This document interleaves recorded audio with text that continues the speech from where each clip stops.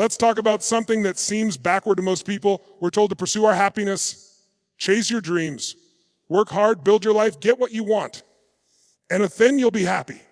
That's what the world says. But here's the problem with that model. Happiness doesn't work like a reward at the end of the finish line. It's not some trophy you get after running hard enough.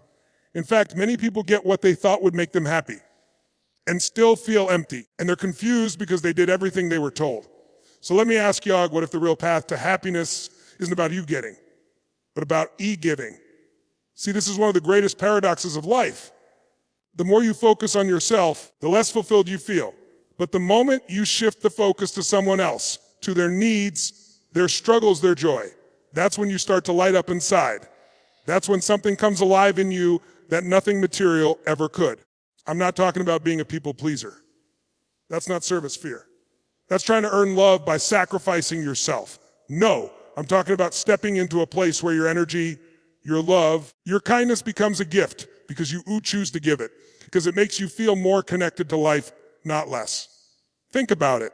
When was the last time you did something purely for someone else? Maybe you helped someone up when they were going through something dark. Maybe you listened without interrupting. Maybe you offered encouragement without expecting anything back. That feeling you got afterward, the warmth, the alignment, the peace, that was real. That wasn't about ego. That was about you meaning. That was your soul reminding you that you were made for more than just surviving. You were made to serve. You were made to lift. And this isn't just philosophy, it's psychology. Studies show that when we engage in acts of kindness or generosity, our brain releases chemicals like dopamine and oxytocin, natural feel-good chemicals that lower stress and raise joy.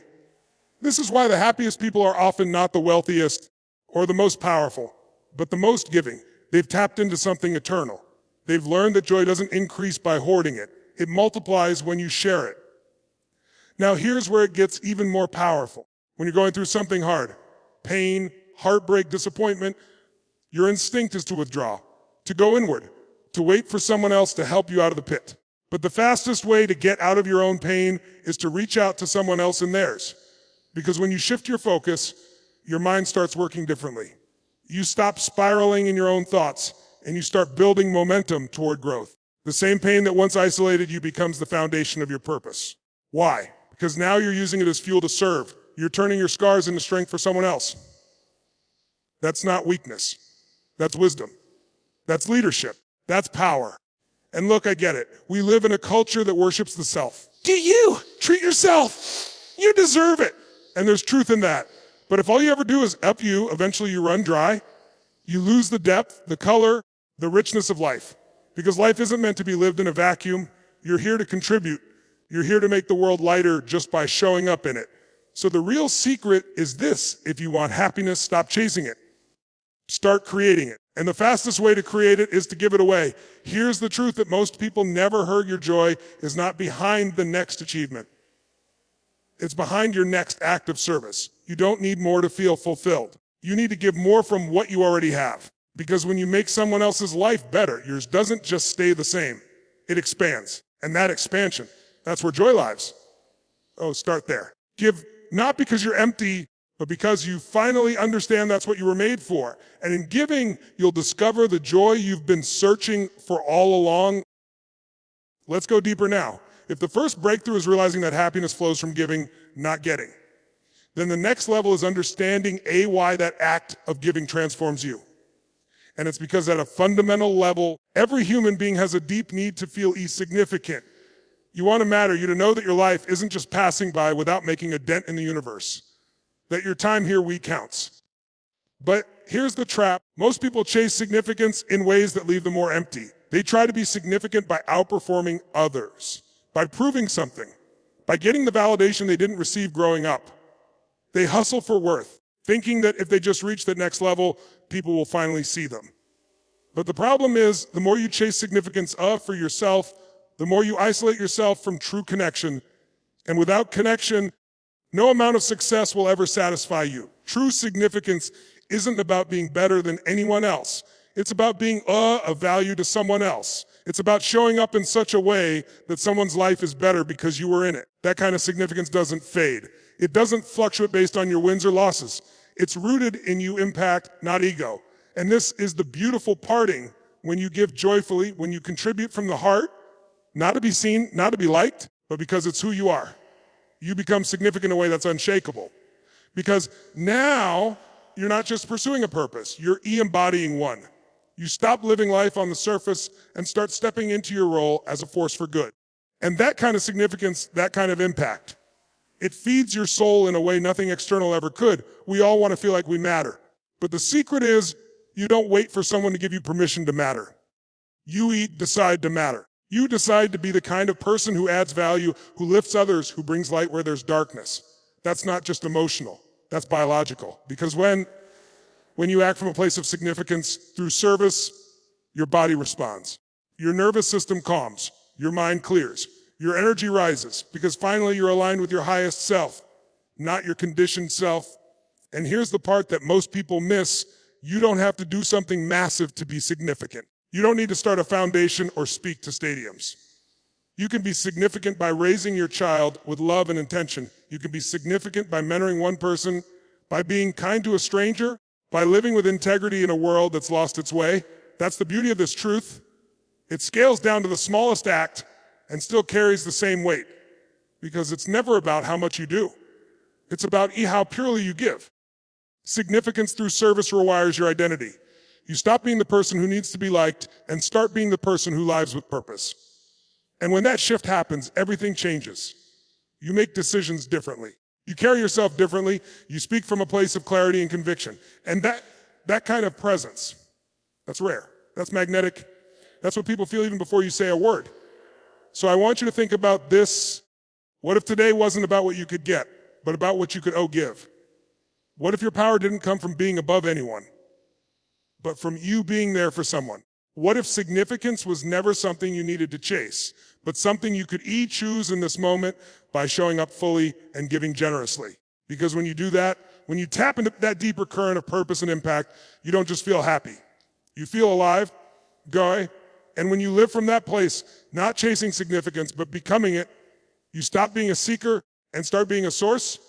That's when you're realizing the joy, the fulfillment, the power you've been looking for. It's already in you, waiting to be given away. Now let's talk about something that's easy to underestimate, yet it's one of the most powerful transformations you can ever experience, the shift from expectation to appreciation. You see, most people live in a constant state of expectation. They expect others to behave a certain way.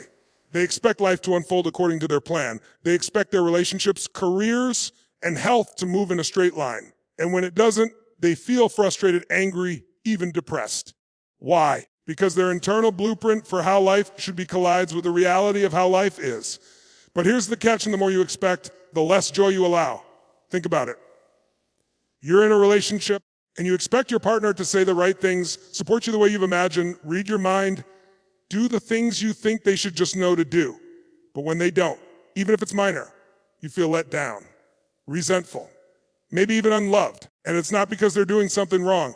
It's because you're measuring their love against your mental scoreboard. And that scoreboard is built entirely on you. Now flip the script. What happens when you replace that expectation with appreciation? Suddenly you're grateful they're there at all. You're thankful for the little things, the smile, the support, the effort. You're no longer keeping score. You're creating connection. You're not waiting for them to make you happy. You're finding joy in the present, in the truth of what's actually happening. This doesn't just apply to relationships. It applies to life. When you live in appreciation, you live in power. Why? Because nothing has to change in order for you to feel good. You don't have to wait for the world to meet your terms before you give yourself permission to experience happiness. You get to own that emotion, that freedom, that mindset right now. And here's the magic appreciation multiplies. What you focus on, you feel. What you celebrate grows. When you focus on what's missing, you always feel like something's lacking. But when you focus on what's there, on what's beautiful, on what's real, you expand your experience of life. Not because life gave you more, but because you brought more to it. Appreciation is also the foundation of contribution. Because when you appreciate your life, your energy shifts from, what am I not getting? To, what can I give? And that's where joy explodes. That's where you stop being a consumer of life and start being a creator in life. That's where you begin to live as someone who leaves people better than you found them. Not because you have to, but because you're overflowing with gratitude. This shift, this pivot from expecting the world to serve you to appreciating the chance to serve others, is what separates a life of quiet frustration from a life of lasting fulfillment. And it's not philosophy, it's neuroscience. It's psychology. It's your nervous system responding to the way you interpret your reality. Every moment your brain is asking, what does this mean? And how you answer that question determines the quality of your life. You can say, they don't appreciate me. Or you can say, I get to love without needing anything back. You can say, this isn't fair. Or you can say, this challenge is shaping me. That's the power of perspective, and appreciation is the fastest way to elevate that perspective. So the next time you feel tension, disappointment, or resistance, I want you to stop, breathe, and ask, what can I appreciate right now? Maybe it's your growth, the lesson, the opportunity to respond differently. Because when you find that one thing, however small, you regain control, not over others, not over outcomes, but over your experience. And that's where real joy lies.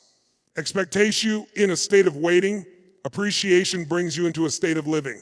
And when you live from that place, not only do you transform your own joy, you ignite joy in others. And that ripple, that quiet revolution begins with you.